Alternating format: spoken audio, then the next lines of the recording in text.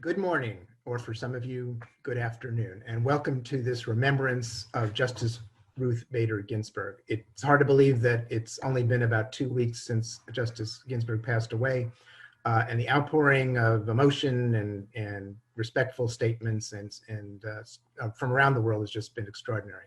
We knew how important she was, but somehow the way in which she touched the lives of so many has just been really quite extraordinary. Justice Ginsburg, of course, is known for so many things, including her critical role in the women's rights movement, both as a litigator and later on the Court of Appeals and Supreme Court bench. She also, of course, had a deep respect for the role of international law. And I might add that she had many connections to the Washington College of Law, speaking at our centennial celebration in 1996, our ribbon cutting ceremony for our new campus, our graduation, hosting us at the Supreme Court, many, many things. So we all have reasons to miss her, and at the Washington College of Law, we have particular reasons to miss her. It's also, of course, appropriate that the Washington College of Law be the host of this virtual conference because of our own history, founded by two women, Ellen Spencer Mussey and Emma Gillette.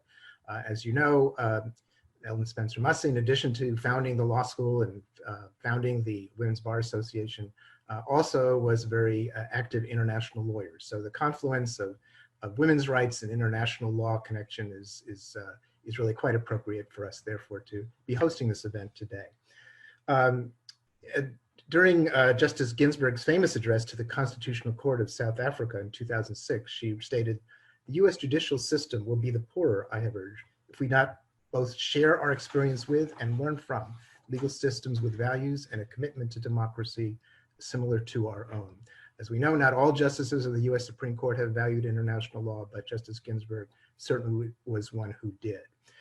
It is thus fitting that as we look at her role as a feminist, as a female justice, for have her be honored by the distinguished group of people we have here today. So I want to offer a special welcome to our distinguished guests, the Honorable the Baroness Brenda Hale of Richmond, DVE, former president of the United Kingdom Supreme Court, the Honorable Justice Hannah Okwango from the Court of Appeal of Kenya, the Honorable Judge Alexandra or Sasha Prekal, Court of Justice for the European Union, and the Honorable Judge Flavia Viana, Court of Justice of the State of Parana, Brazil. It's a privilege to have you all with us. I also want to thank those responsible for organizing today's event: American University Washington College of Law's Women in the Law program, directed by Ann Shalek and Daniela Graham; the International Association of Women Judges, which is headed by Shauna Wilson, a 2000 graduate of the Washington College of Law; and the Institute for Women's Policy Research, which is represented today by Professor Federica Bindi of the University of Rome. Along with, also, I want to acknowledge the co-sponsors of the event, the Washington College of Law's International and Comparative Legal Studies program, directed by Professor Patti Deyalai, the Center on Human Rights and Humanitarian Law, and the Academy on Human Rights and Humanitarian Law. We want to thank all of you for bringing us together and giving us an opportunity to remember and honor such an extraordinary jurist, Ruth Bader Ginsburg. And thank you again for joining us. I'm now going to turn it over to Professor Bindi, who will take us to the next part of the program. And thank you very much.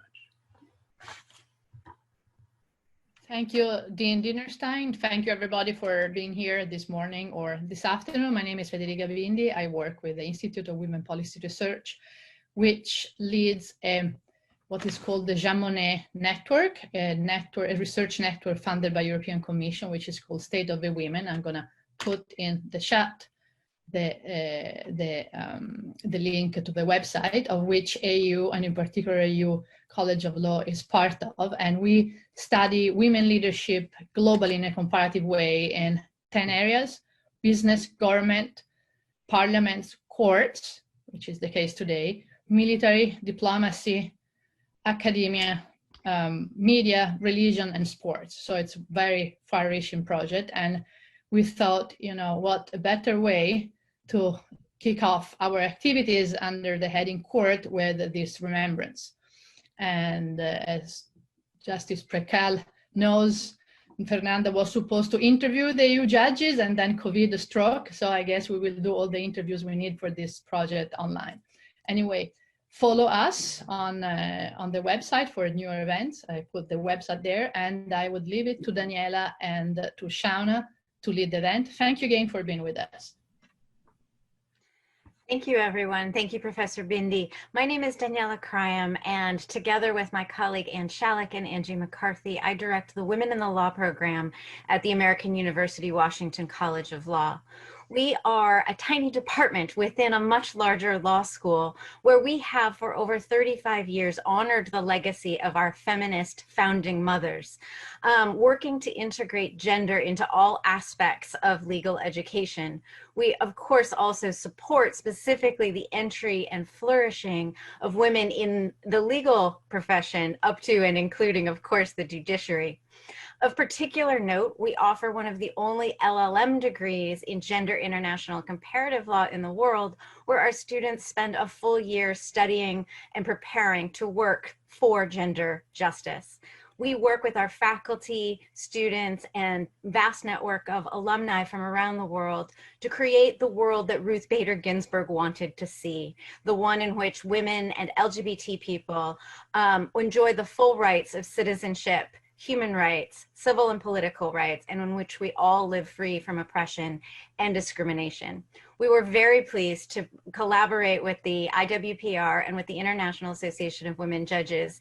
I will turn it over now to Shauna Wilson, but with a particular note that we're especially pleased today because Ms. Wilson is, of course, an alum of our school, and we're always proud to welcome our alumni home. So Shauna, I turn it over to you. Thank you, Daniela. And on behalf of IAWJ, I want to thank you and everyone else for working together so quickly to pull together this important event. And I want to welcome everyone who is on this webinar this morning or this afternoon.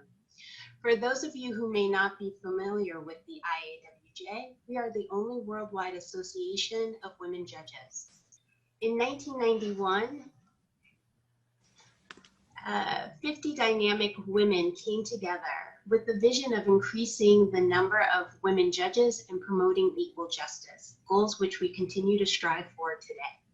And from those initial 50 women, we have grown to a membership of over 6,000 judges in more than 100 countries and territories. And one of our members was Justice Ginsburg. She was an engaged and supportive member and a great friend to many.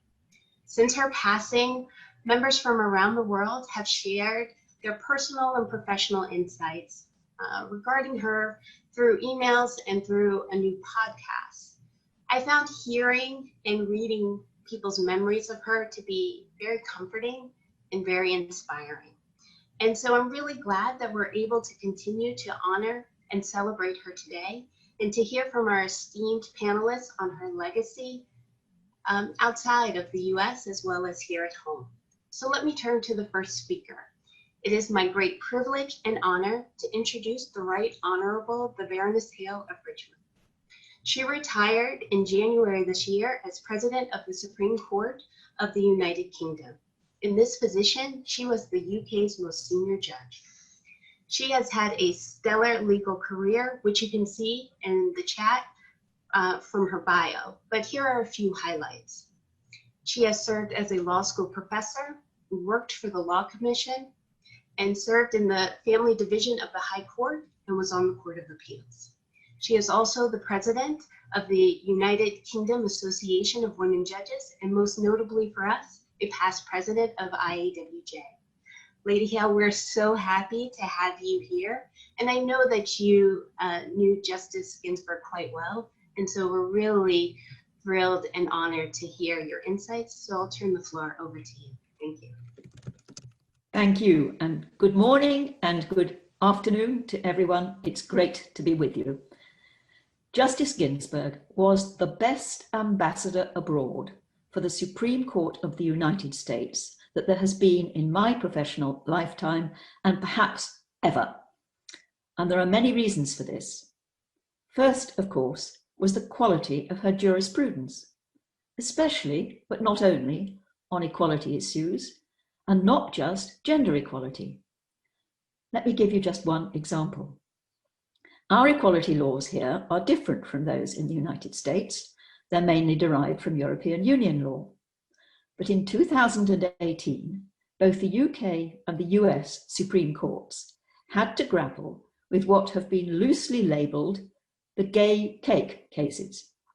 In our case, Lee and Asher's Baking Company, a bakery run by devout Christians, had refused to supply a cake iced with the message, "Support gay marriage."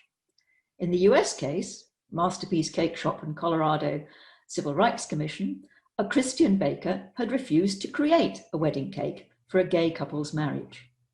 There was nothing in the reported facts of that case to suggest that the couple wanted a particular message on their cake. The majority of the US Supreme Court decided in favour of the baker because of the hostility shown him by the Civil Rights Commission. Justices Ginsburg and Sotomayor, in dissent, drew a clear distinction between an objection to the message on the cake and an objection to the customer who wanted the cake. This was precisely the distinction which led us in the UK to find in favour of the bakers. They were not treating a gay man less favourably because he was gay. They would have refused to ice the message for anyone, whatever their personal characteristics. A unanimous UK Supreme Court had analysed the problem in precisely the same way that Justices Ginsburg and Sotomayor had done. The fact that they had concluded that the objection was to the man rather than to the message made no difference to the similarity of our analysis. The second reason why she was such a good ambassador was, as the Dean has already mentioned, her openness to comparative jurisprudence, to the ideas and thinking of courts and jurists elsewhere in the world. She reminded the skeptics that the framers of the Declaration of Independence had started their reasons out of, quote, a decent respect to the opinions of mankind, end quote.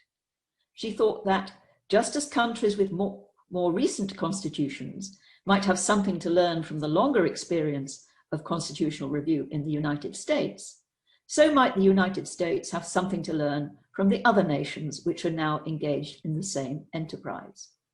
She believed that the US Supreme Court would continue to accord a decent respect to the opinions of humankind as a matter of comity and in a spirit of humility.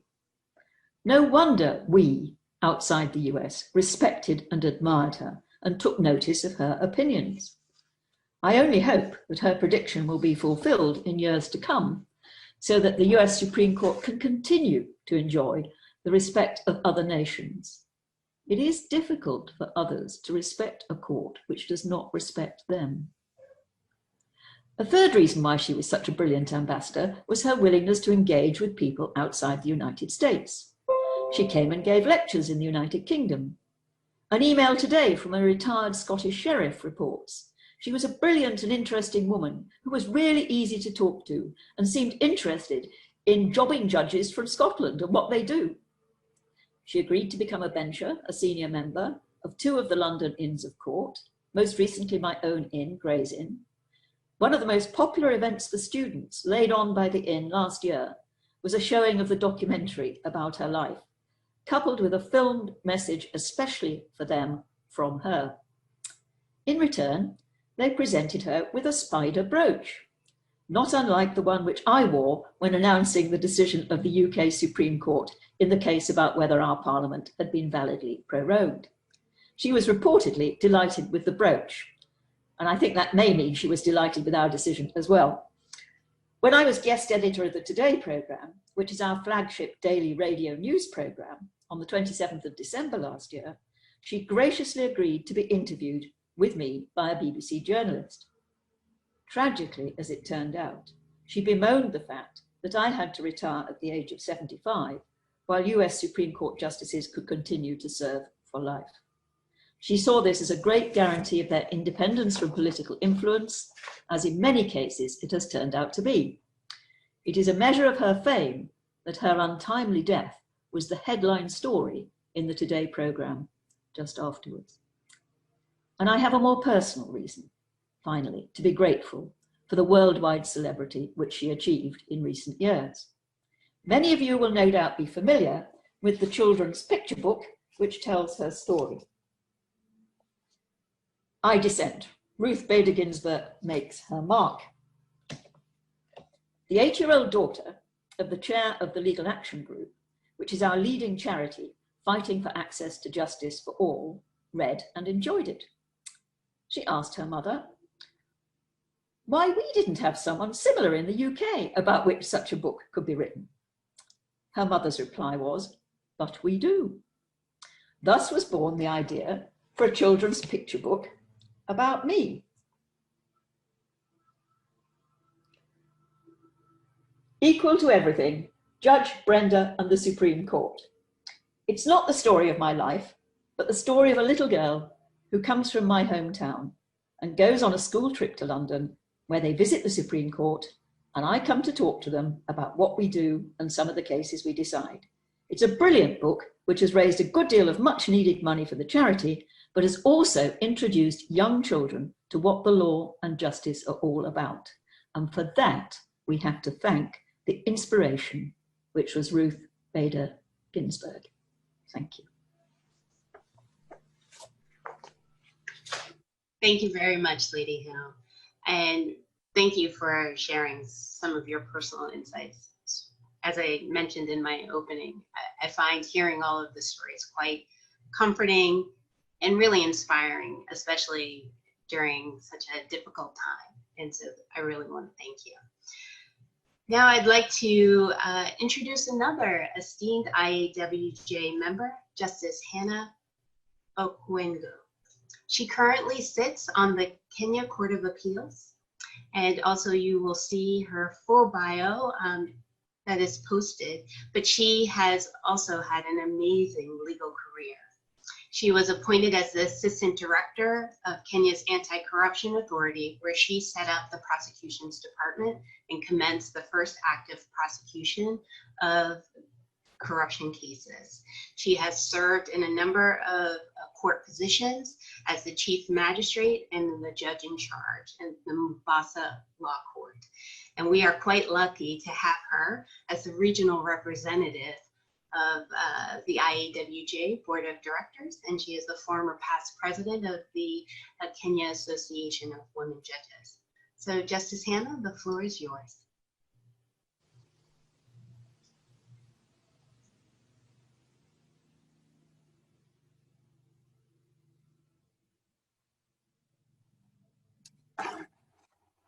Thank you, Shona.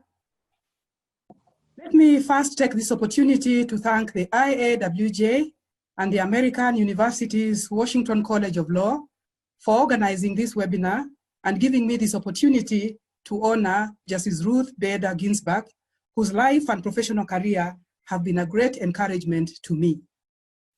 On behalf of the IAWJ members in the African region and on my own behalf, I bring my condolences and join the world not only in mourning, but also celebrating the life of an extraordinary woman, a justice who was a trailblazer and whose life was an embodiment of justice. It is apparent that Justice Ginsburg's interest in gender equality was ignited by the gender discrimination that she faced earlier in life. The barriers that she faced in her professional life did not deter her from her chosen path, but instead propelled her to fight and create opportunities where none existed for people like her. Due to her determination and focus, she has ended her career at the top of the ladder, thus coming full circle where others may have given up. I want to reflect on the life of Justice Ginsburg through her contribution to gender equality, which is a cause she believed in and stood for. Two examples from her legal practice come to mind. In Reed versus Reed, decided in 1971, she successfully fought against a discriminatory law that gave preference to men over women in execution of estates. Similar situations abound in many African countries where sons are preferred as executors instead of wives and daughters of the deceased, or where the daughters are either excluded from benefiting from the estate or given a lesser share than the sons. Although the American system may be different, the rationale that Justice Ginsburg championed in Reed versus Reed, that equal protection for men and women means males cannot be preferred to females, is one that provides an irresistible approach that can be adopted in all jurisdictions when dealing with such cases.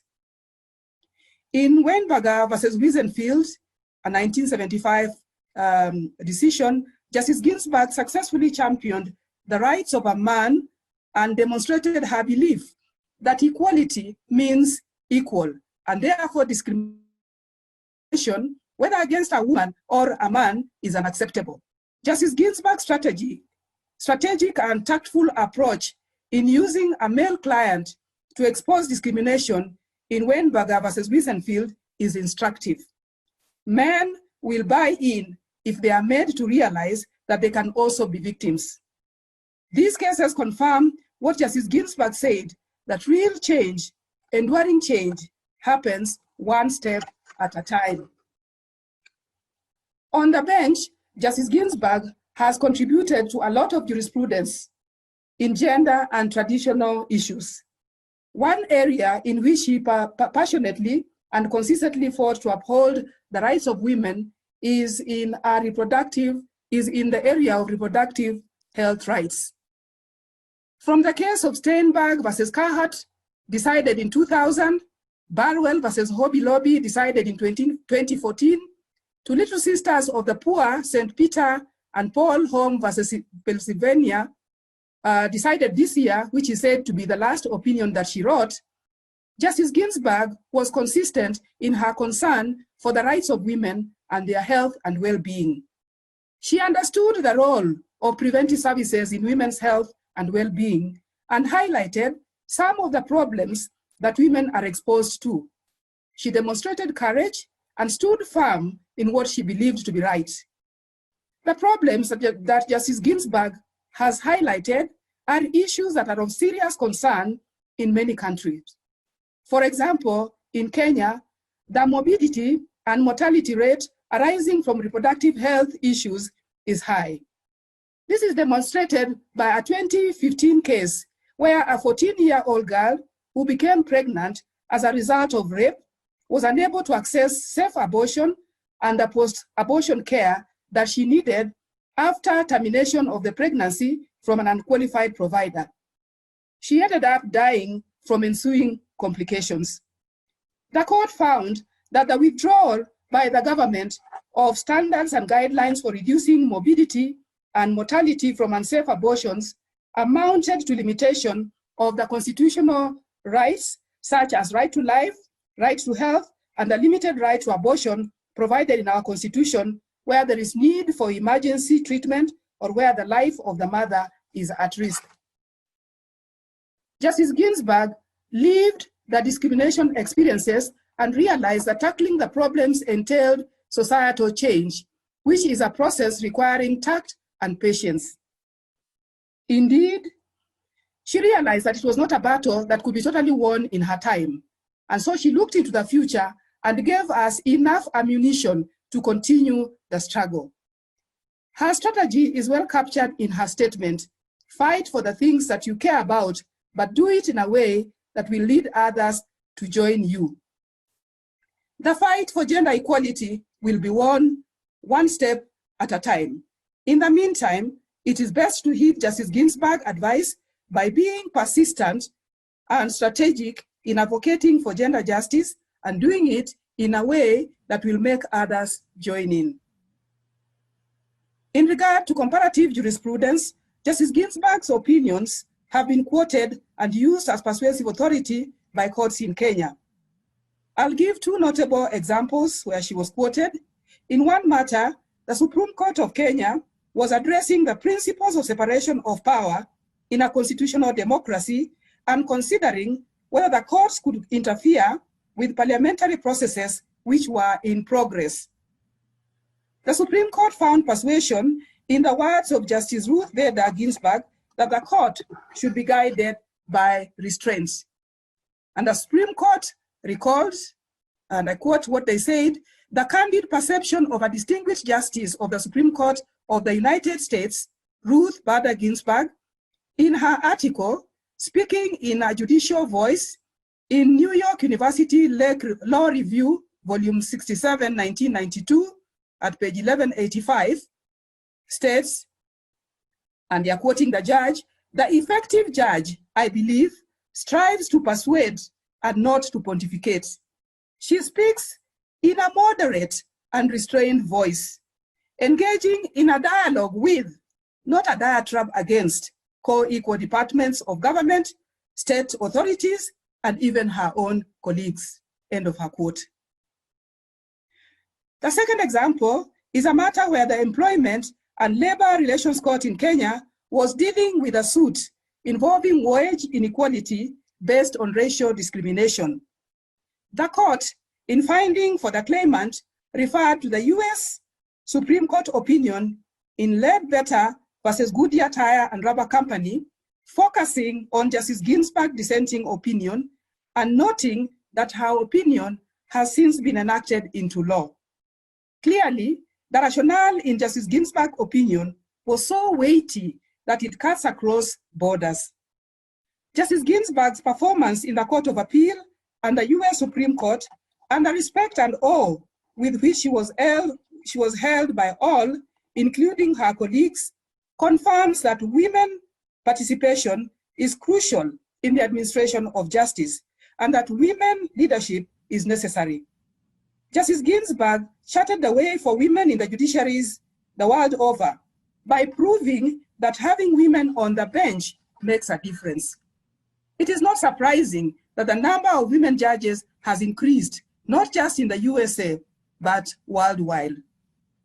Justice Ginsburg was committed to encouraging women judges and spoke at IAWJ international biannual conferences, including the last two where I was present.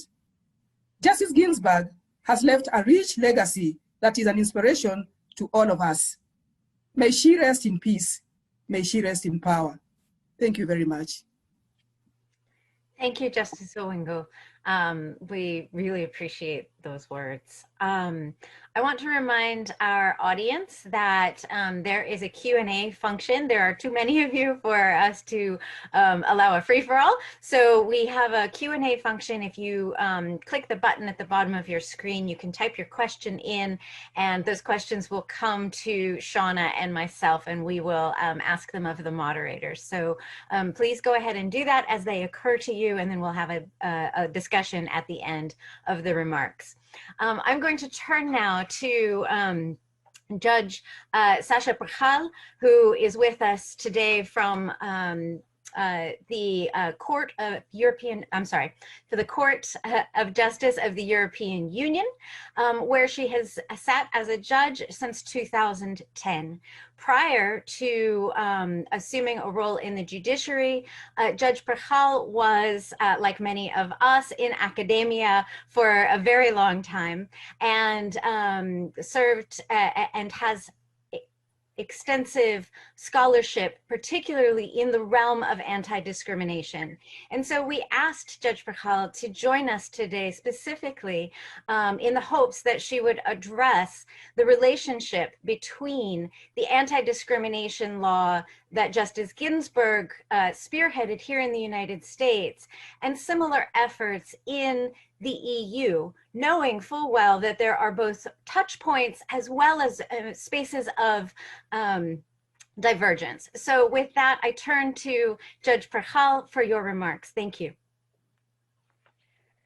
Thank you very much, Daniela, for this kind introduction. I have met Justice Ginsburg only twice during the mutual visits of the Supreme Court to my court, or vice versa. And then we didn't talk discrimination. However, some time ago, I have read this wonderful biography by De Hart. And while reading, there were so many things that struck me, the similarities or not, with what happened in the EU in gender discrimination law and what was going on in the US and where Justice Ginsburg was working on. So in fact, I was very much looking forward to discuss these issues with Justice Ginsburg during a visit of the Supreme Court that was scheduled for September this year here in Luxembourg, but it was canceled due to the COVID epidemic. And now I will not have the chance to discuss with her, but at least I have decided to share these or some of those issues, to share them with you. And I think Justice Ginsburg, given the fact that she was so open-minded to foreign law, international law, she could appreciate that. So the first issue I wanted to address very briefly is the level of scrutiny to be applied in gender discrimination cases, an issue Justice Ginsburg was very much engaged in.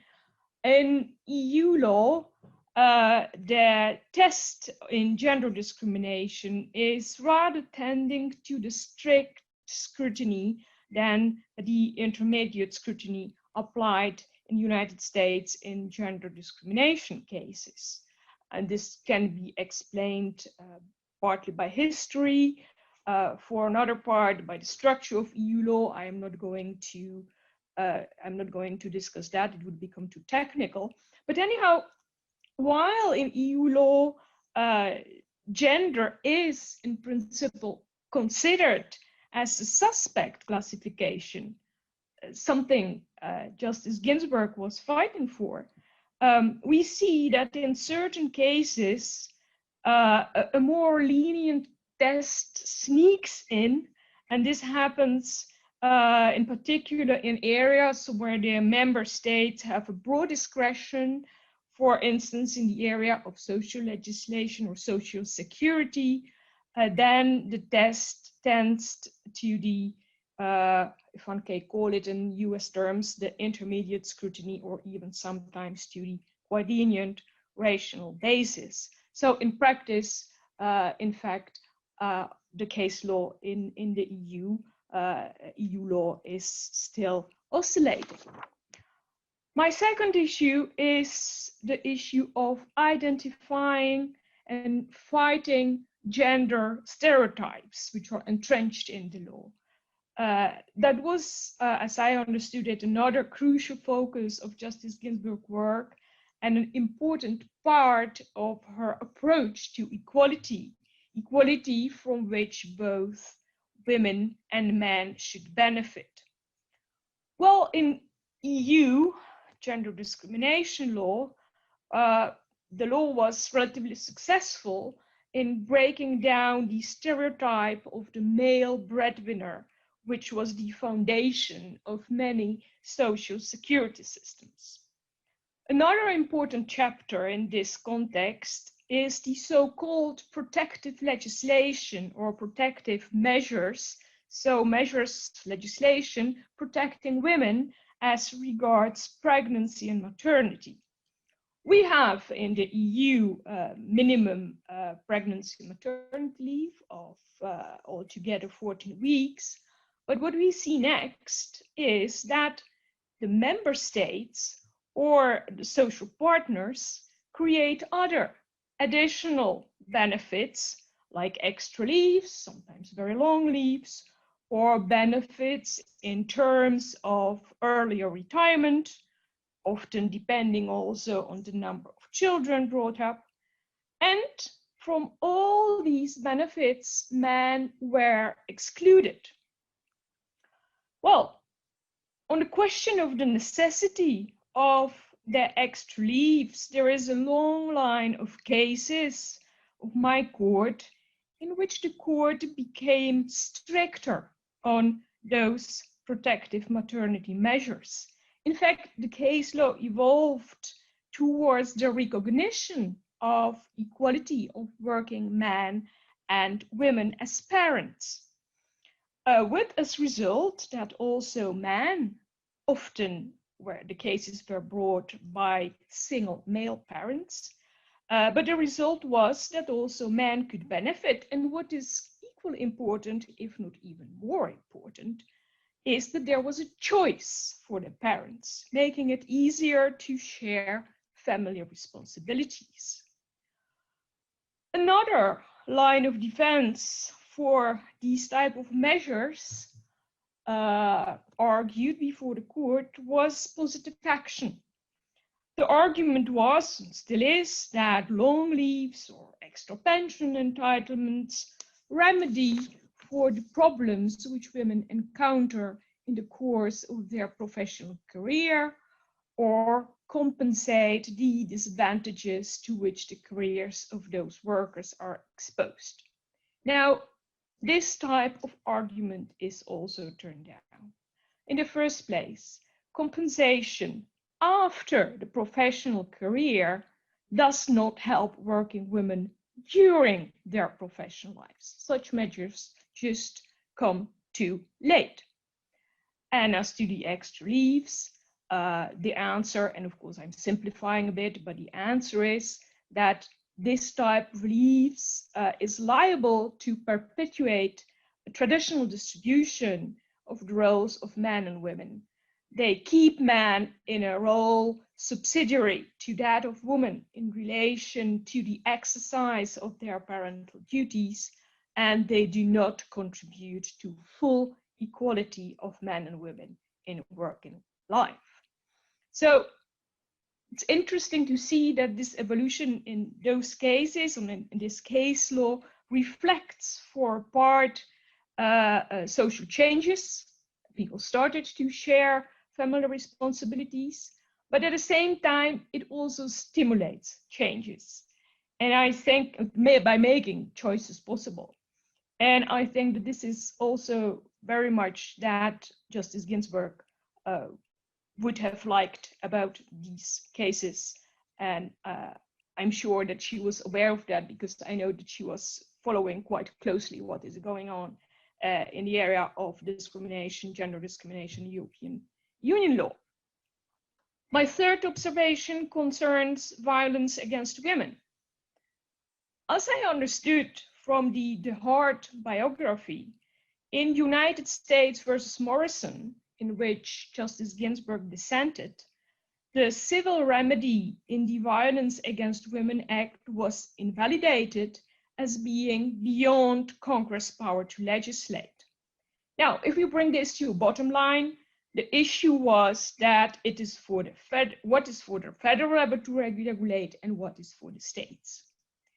Now, a problem that can be to an extent framed in comparable terms is currently pending before my court. We are going to have a hearing next week.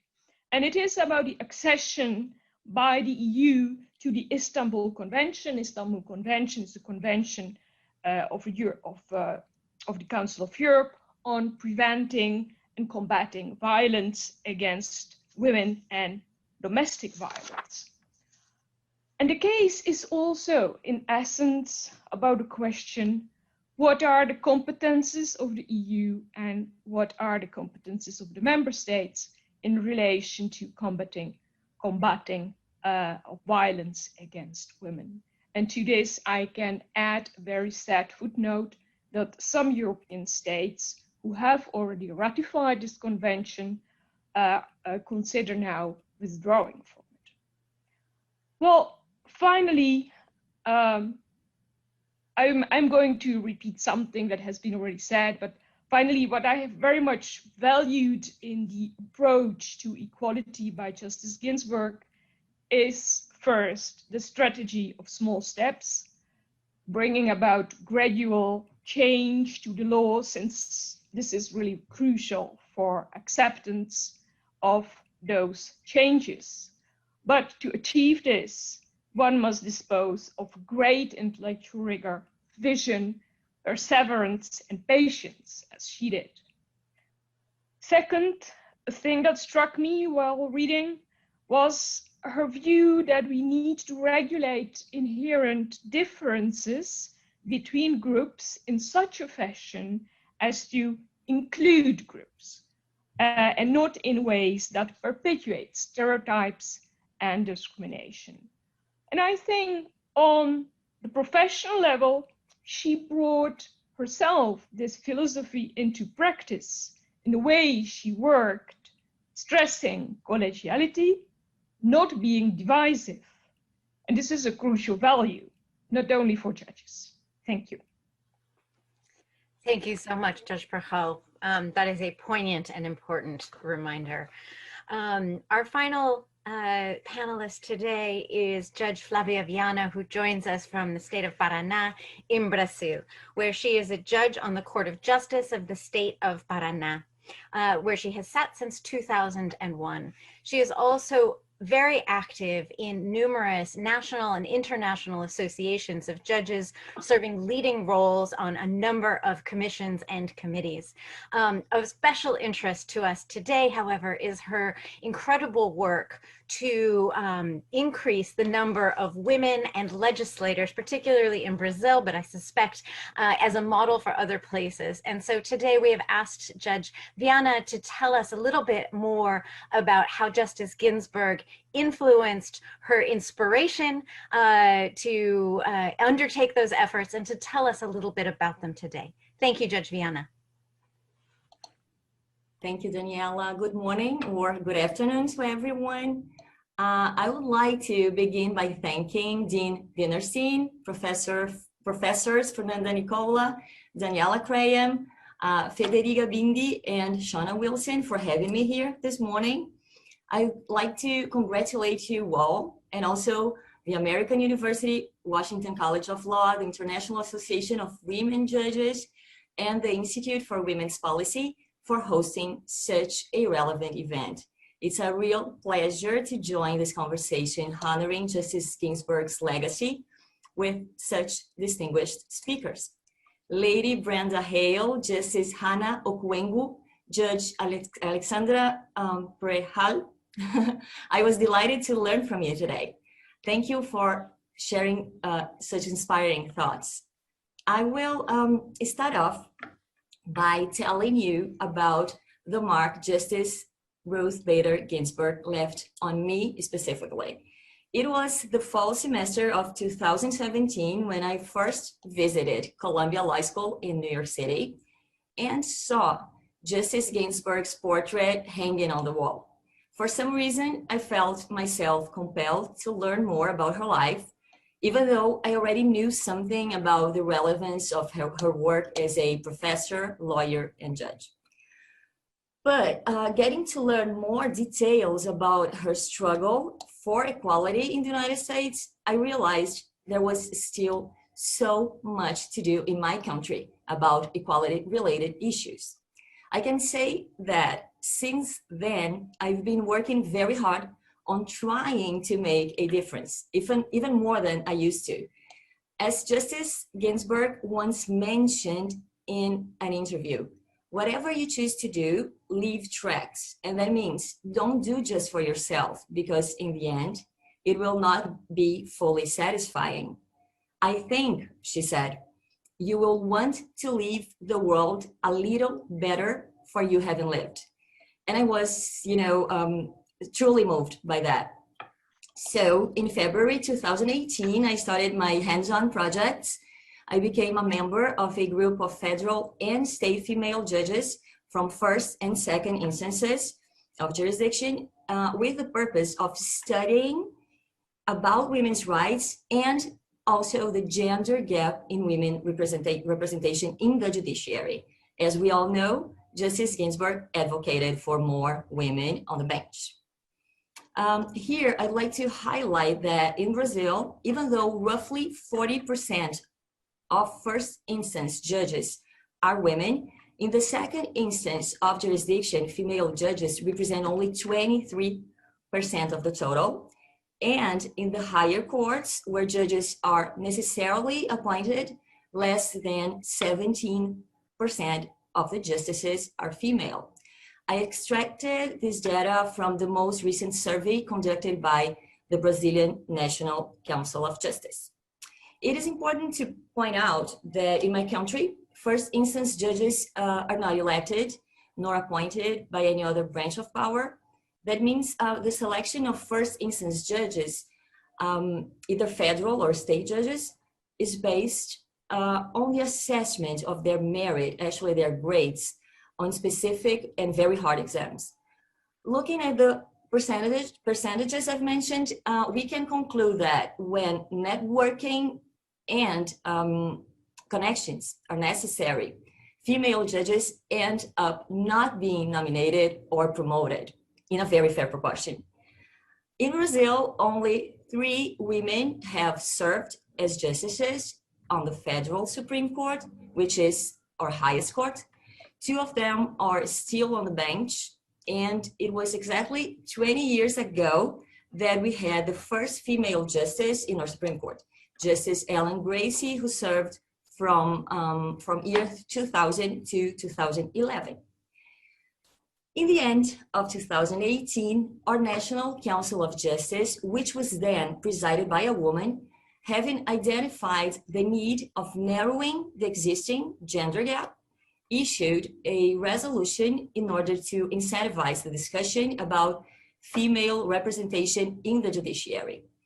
The resolution provided the creation of groups, of working groups in courts all over the country with the objective of analyzing the scenario and studying alternatives that could grant the increase of women participation, notably in leadership positions. I am a member of one of those institutional groups in my court in the state of Paraná. 2018 was also the year when 2 movies about RBG were released.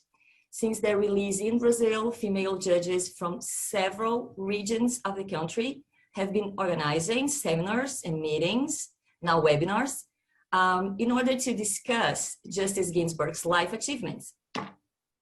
That was when actually many of my female colleagues got to know more about the notorious RBG.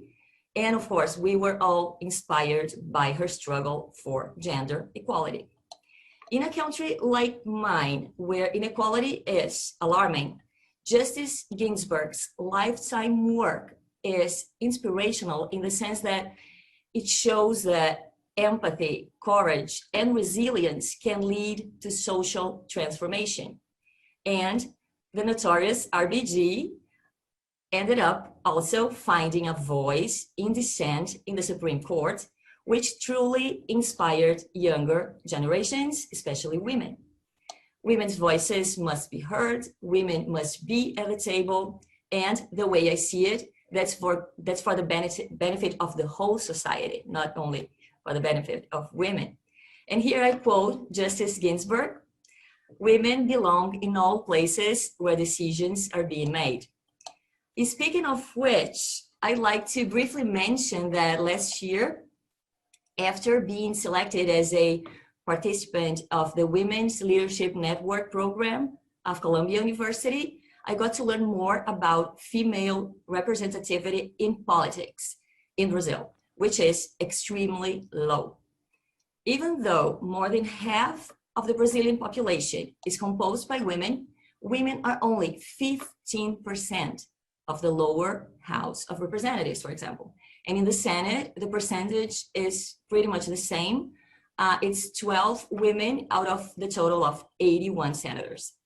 I then, as Daniela has mentioned, I then decided to develop in the electoral court of my state, Paraná, a project that was called More Women in Politics, which aimed at encouraging women to get involved in politics through capacity building programs. We offered a capacity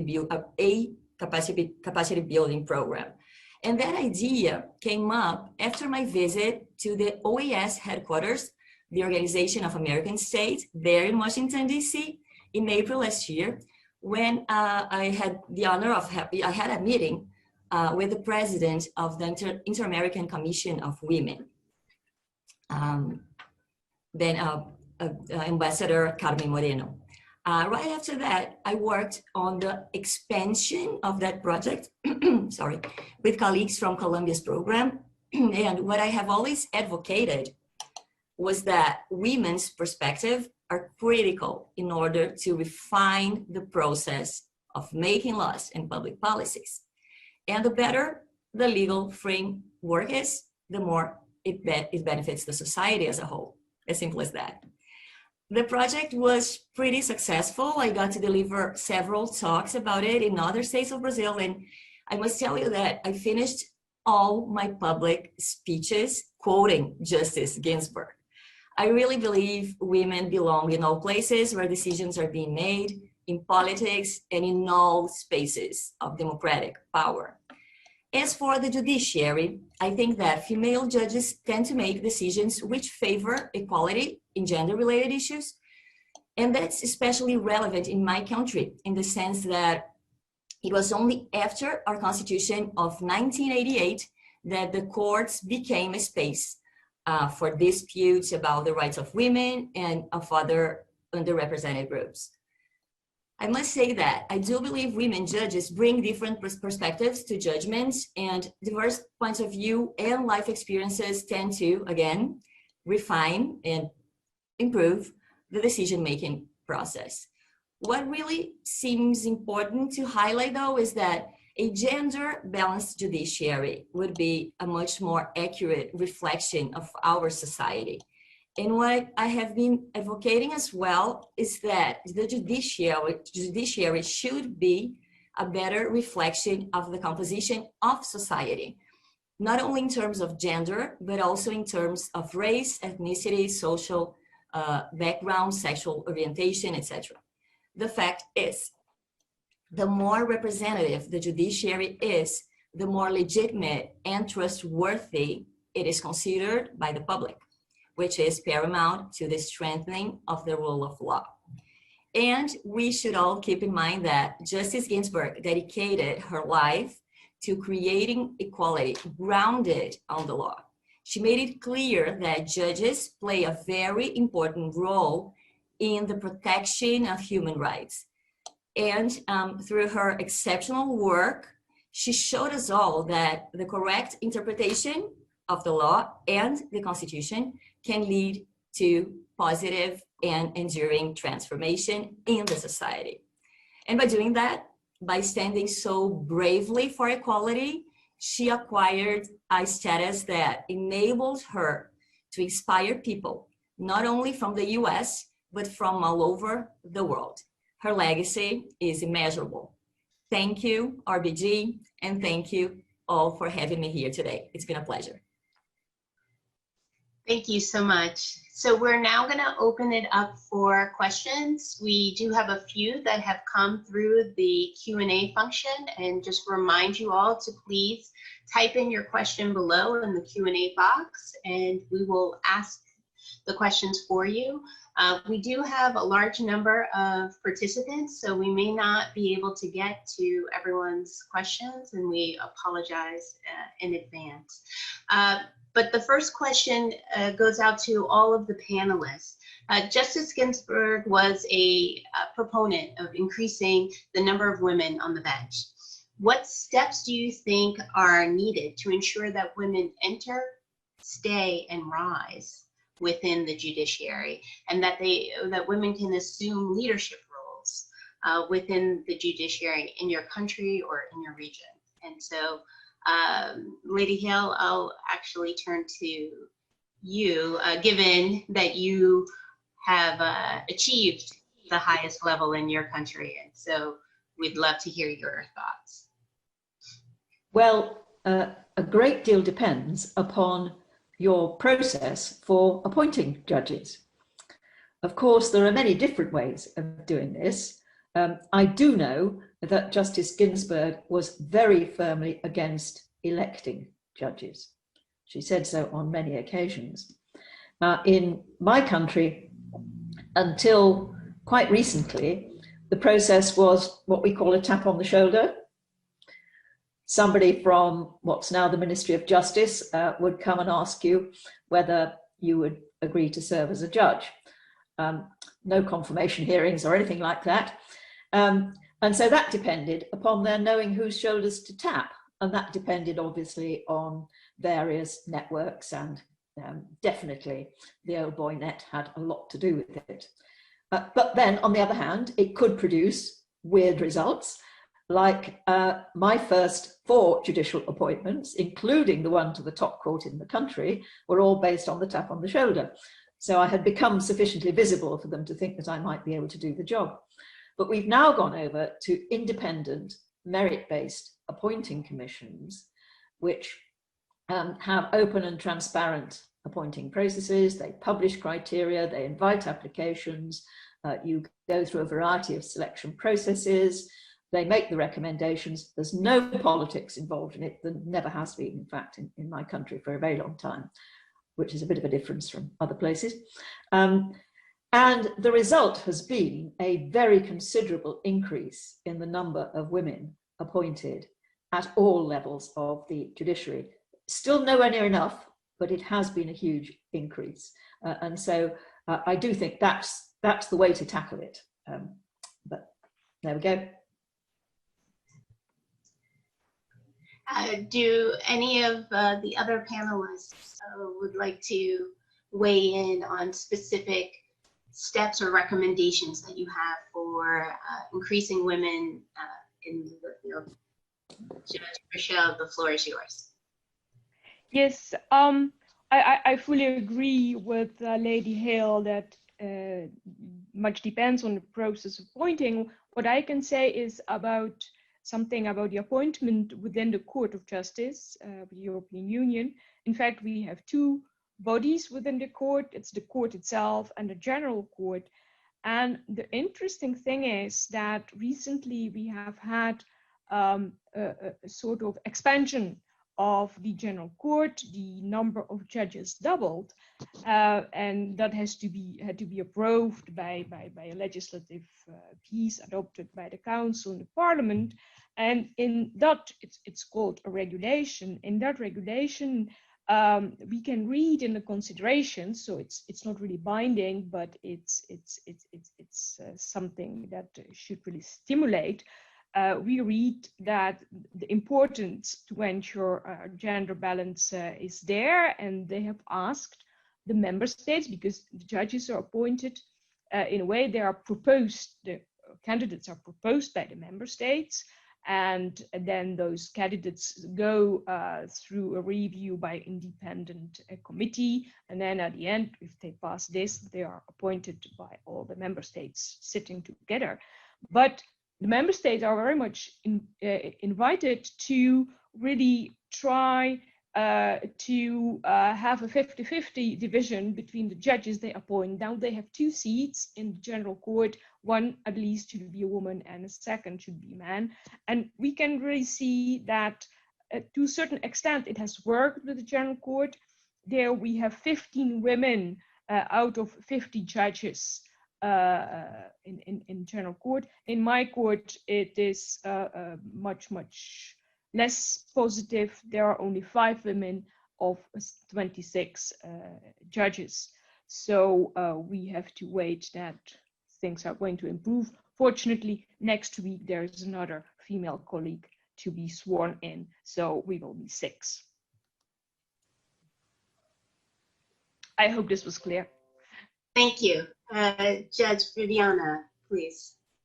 I would like to tell you something about what we've been trying to do in Brazil in order to address that. After that resolution I mentioned, which aimed at discussing ways of narrowing the gender gap in the judiciary, a number of working groups were in fact created in courts all over the country. And because of that, this matter is being more properly discussed. The discussion, as incipient as it is, already plays an important role in the sense that it is making more male and even female judges aware of the gender bias or the gender-based discrimination in the judiciary, as subtle as it might be. The gender bias, as we all know, is cultural. That's why somehow it's difficult to make people realize that the problem exists. So I was recently nominated one of the coordinators of a very innovative project in the National Council of Justice that has gathered female judges from many regions of Brazil in order to brainstorm and then propose policies that could increase women representativity in the judiciary, especially in higher courts and in leadership positions. It's important to say that the National Council of Justice is a constitutional body with competence to carry out the strategic planning of the Brazilian judiciary as a whole. And that is like 90 courts distributed in 5 segments: federal, state, labor, and military. That means that the National Council of Justice could determine the implementation of gender-related policies in every Brazilian court. And well, I'm aware that there's still a long way to go in order to modify the cultural mindset and to see significant changes related to equality in the judiciary. But what gives me hope is that we are already discussing this matter nationally in our Council of Justice. That's what this movement of innovation and transformation that I'm involved with is all about.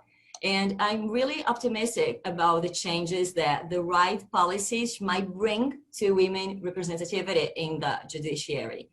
And well, I think this is, what else can I say? We are taking one step at a time, and we'll keep on working hard, that's for sure. Let's see how it goes.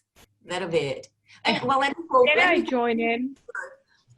Just a last quote. Okay, one last thing, and then we'll go to Justice Hannah, and then we'll come back to you and Justice Fresh.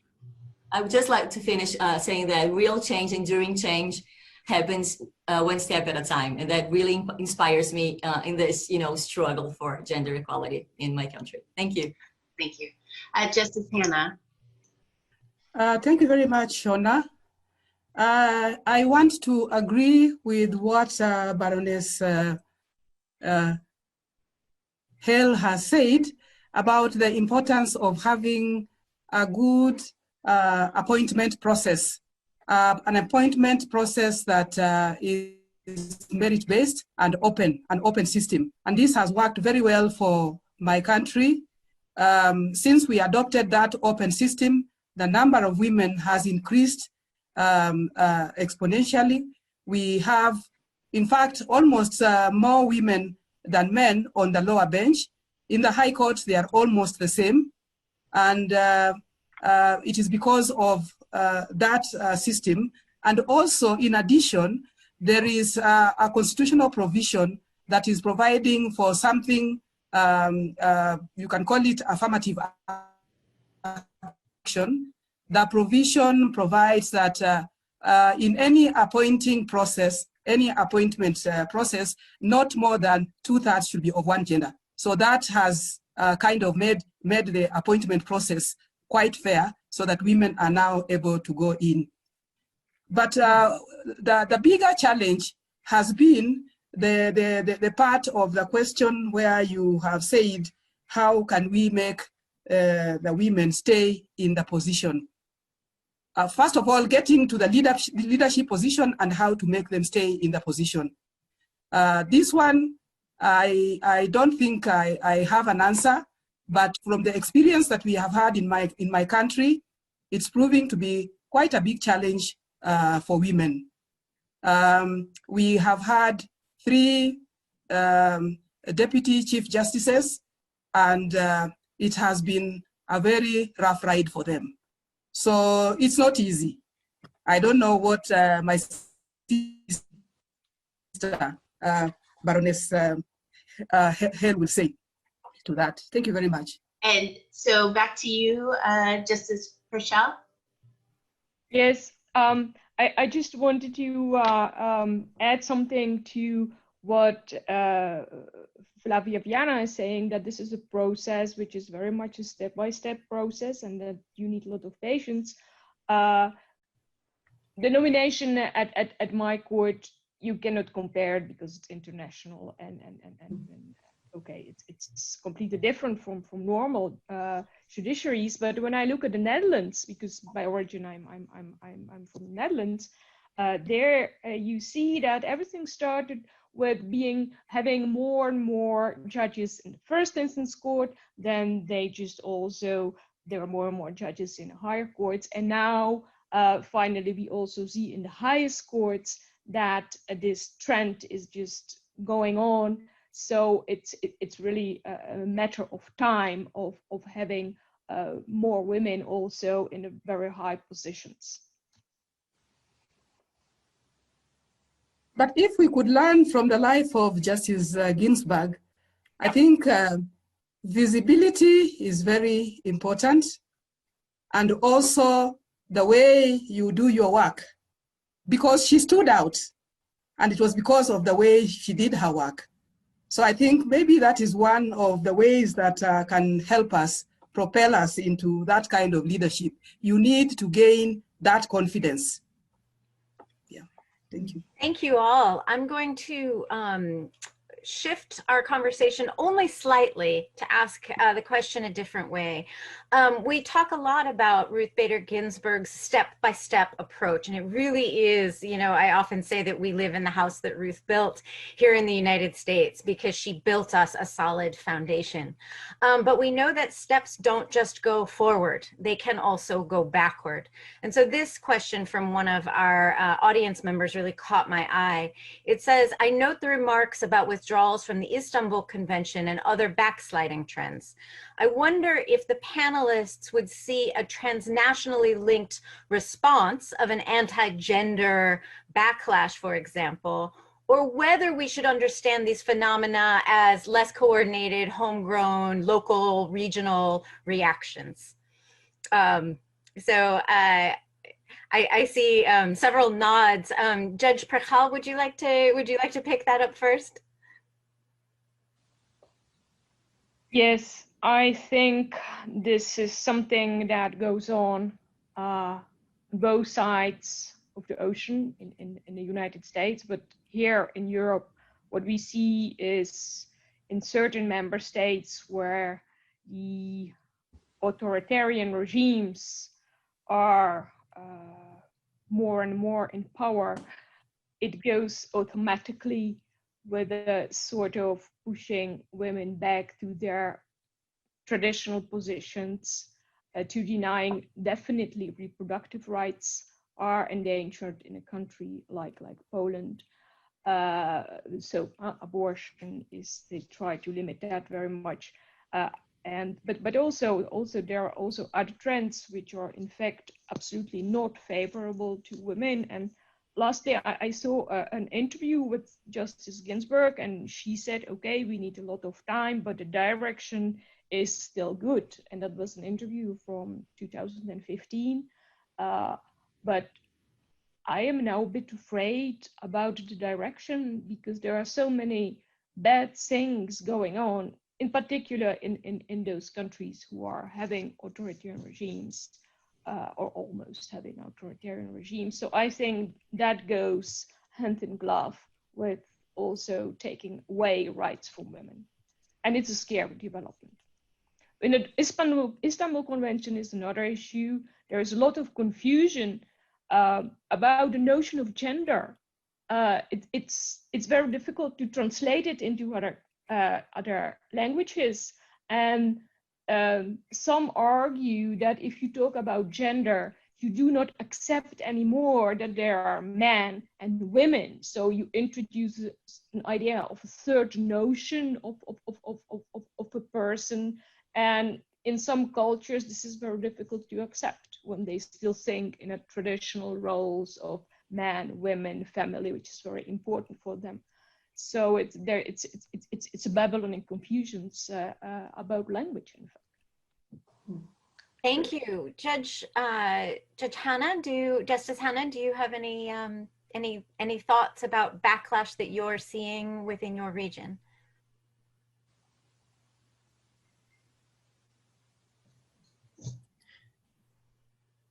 We do not have a regional kind of convention like the one, or other situation like the one that has been talked about, but it all depends on the country, the leadership in the country.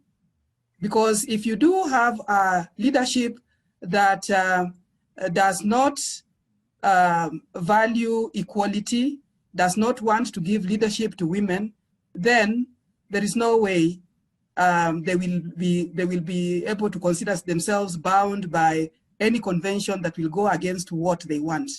So that is why when a convention like that one is being proposed, they back out because they don't want to give in.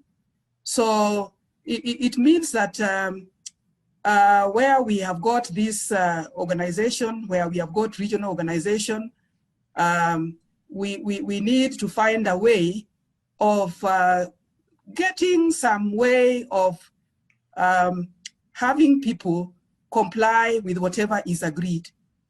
So that when you have a situation where some countries can easily pull out of something that is for the common good, then it defeats the whole purpose of the nations coming together.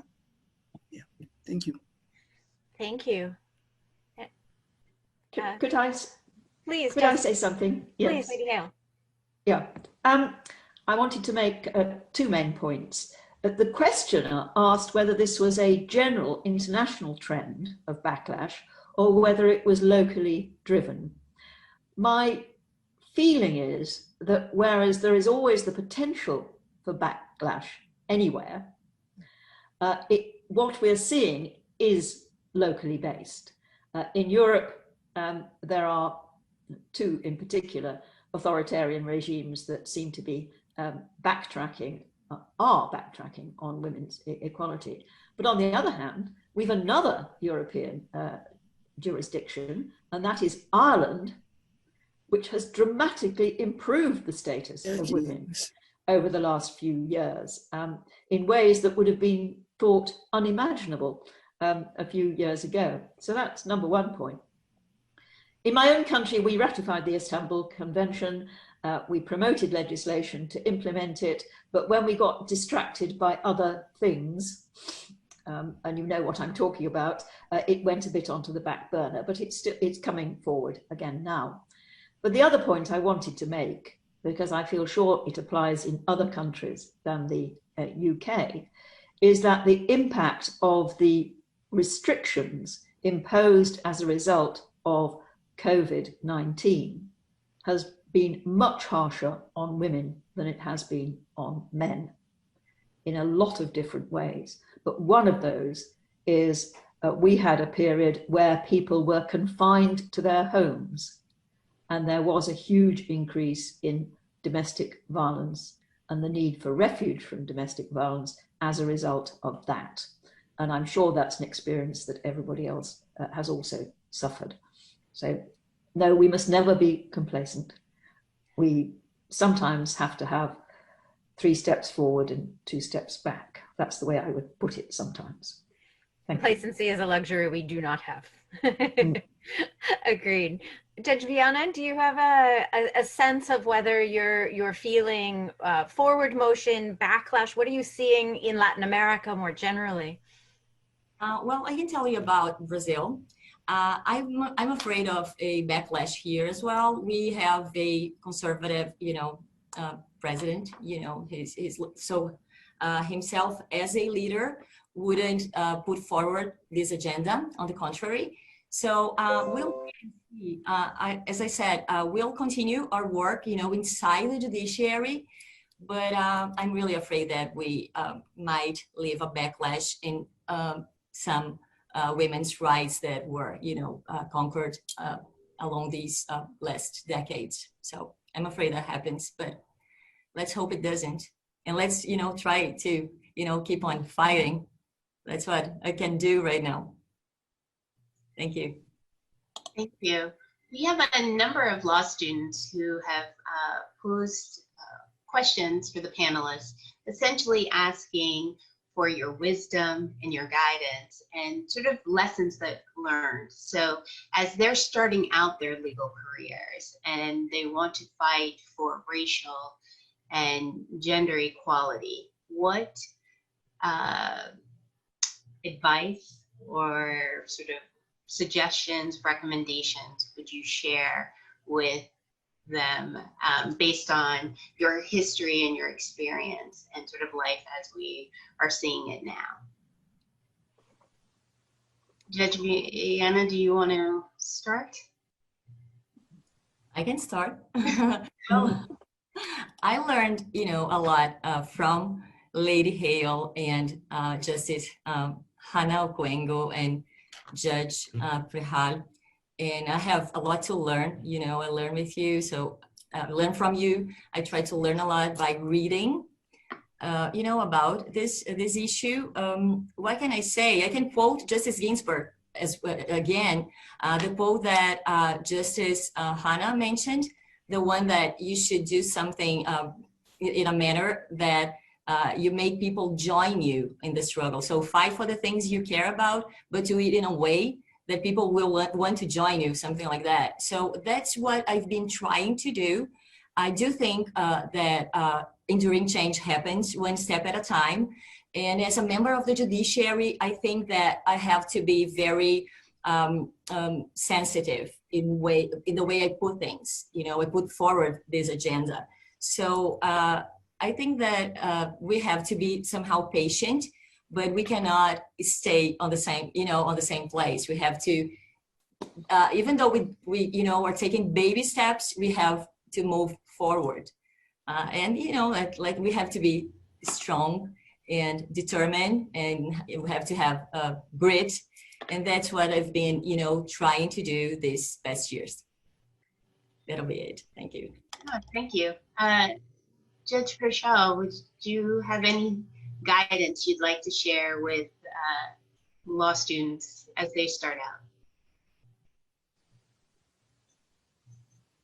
I've already said that for me, the step-by-step strategy is very important, but at a more personal level, I think you should remain friendly, you should remain inclusive when you are dealing with colleagues, with parties, but there is one thing you should always keep in your head: never give up. Justice Hannah, any sort of words of wisdom you'd like to share?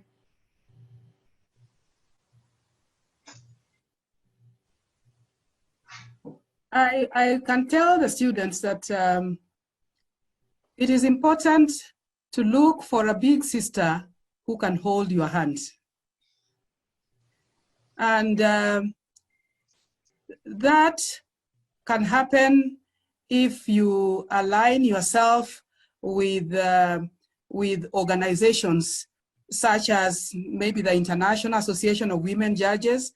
Those, for example, who become interns in the association are able to see how the judges do their thing, and they are also able to put questions to judges, to ask and to get guidance from them. They are kind of mentored. So I think that is very important, that you get someone whom you can be able to work with and who can mentor you along. Thank you very much. Thank you. Lady Hale, we're going to give you the last word to share sort of your infinite wisdom. Well, I agree with everything that everybody else has said, but I think if one's talking about individual law students and how they should approach life and the future and the fight for equality, I think the first thing to remember is that we haven't won all the battles. There is quite a view in my country that we have, and we all know that we haven't. And so you have to learn that there are still battles to be fought. I agree that they should be fought in a friendly, inclusive way rather than in a confrontational way. Second thing that I would say to all those wonderful young women out there is believe in yourself. Believe when you see a job description which has 5 things you can do and 5 things that you can't do, that you can nevertheless apply for that job, because you may be better than anybody else.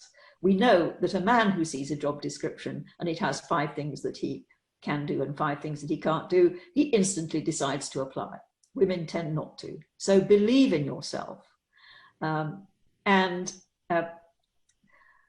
I think the third thing that I would hope that people could do is to continue to fight for a better future in the way that I've suggested.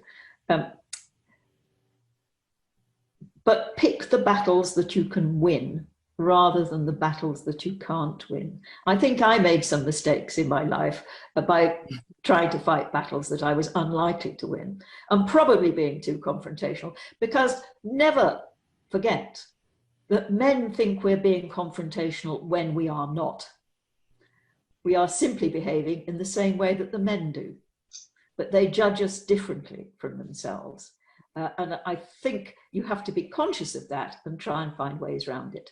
I was told a lovely story, which I'd like to finish with, by a law student in a rather traditional English university, where she was surrounded by very confident, what we call public school boys, but you would call independent school, privately educated boys, who frequently said all sorts of sexist and unacceptable things.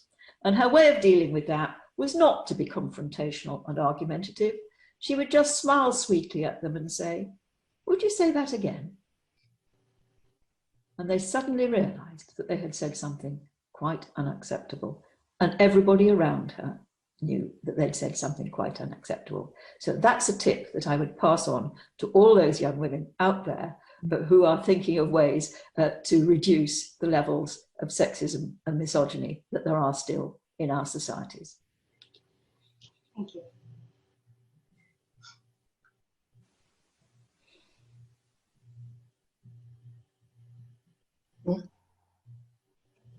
What's going on? What's going on? We've lost them. Nope. Fernanda, my colleague Fernanda Nicola is going to take us through with some closing remarks and to thank all of us for being here today. Okay.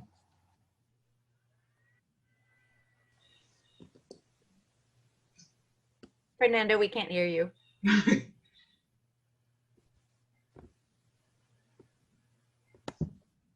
Thank you everyone for this fabulous event. I just want to conclude by saying it was terrific. As a professor of European Union law, comparative law and constitutional law, I will ask all my students to look at this wonderful event that has been recorded. It couldn't have happened. It takes not only a family, but a village here at American University.